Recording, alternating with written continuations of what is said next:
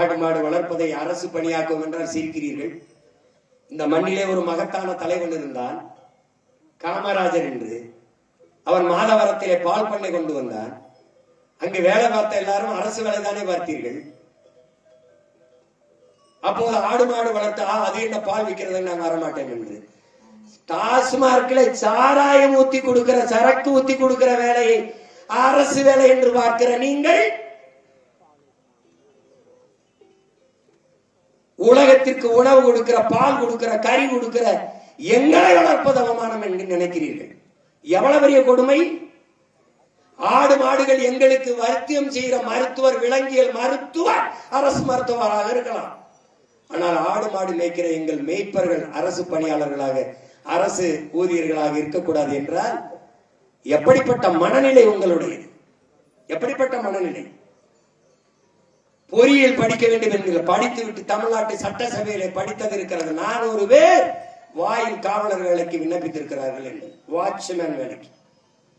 சந்தேகம் இருந்தால் செய்தி பதிவில் இருக்குது, போட்டுப்பாரு. பல லட்சக்கணக்கானவர் வேலை இன்றி வீதியில திரிகிறார். தகுதி தேர்வு எழுதிவிட்டு தேர்ச்சி பெற்று 14,000 ஆசிரியர்கள் பணி நிரந்தரத்துக்கு நியமனத்திற்கு காத்துக் கொண்டிருக்கிறார்.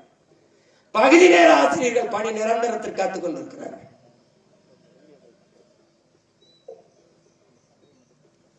சாப்ட்வேர் இண்டஸ்ட்ரியின் பிதாமகன் பில் கேட்ஸ் 2,26,000 ஏக்கர்ல வேளாண்மை செய்கிறான் அமெரிக்காவில்.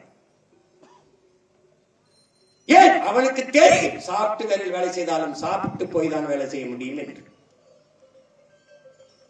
எதற்காக இத்தனை லட்சம் ஏக்கரில் விவசாயம் செய்கிறீர்கள் பில் கேட்ஸ்? அங்குதான் நிரந்தர பொருளாதாரம் இருக்கிறது, அங்குதான் எல்லோருக்கும் வேலை கொடுக்க முடியும் என்கிறார். இந்த மண்ணிலே இருந்த நம்ம அன்பிற்குரிய நடிகர் நெப்போலியன் 500 ஏக்கர்ல வெறும் புல் வளர்க்கிறான். புல். இந்த மாட்டுக்கும் போடுற தீவனத்திற்கு புல் வளர்க்கிறார். அதிலேயே பல லட்சம் ரூபாய்களை பொருளாதாரமாக ஈட்டுகிறார். எங்கு பொருளாதாரம் இருக்கு என்று தெரியாத பைத்தியக்காரரிடத்தில், அறிவற்றவர்கிட்ட நாட்டை கொடுத்து விட்டு சாராயத்தை கொடுத்து செத்து போகிறார். காவலன் அடிச்சு செத்தால் 5 லட்சம், கள்ளச்சாராயம் குடிச்சு செத்தால் 10 லட்சம். நாட்டை எப்படி வழிநடத்தி செல்கிறார்கள் என்று அறிவார்ந்த மக்கள் நீங்களாவது சிந்தியுங்கள். மேய்ச்சல் காட்டை எங்கள்கிட்ட கொடுங்கள். இல்லை என்றால் ஓட்டுரிமை இருந்தால்தான் மதிப்பீர்கள் என்றால் எங்களுக்கு ஓட்டுரிமை கொடுங்கள். இதுதான் ஆடும் மாடுகளும் நமக்கு வைக்கிற கோரிக்கை.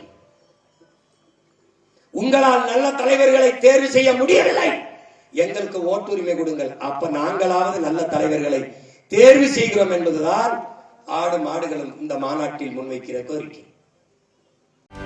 செய்திகளை உடனுக்குடனும் துல்லியமாகவும் தெரிந்து கொள்ள சப்ஸ்கிரைப் பண்ணுங்க.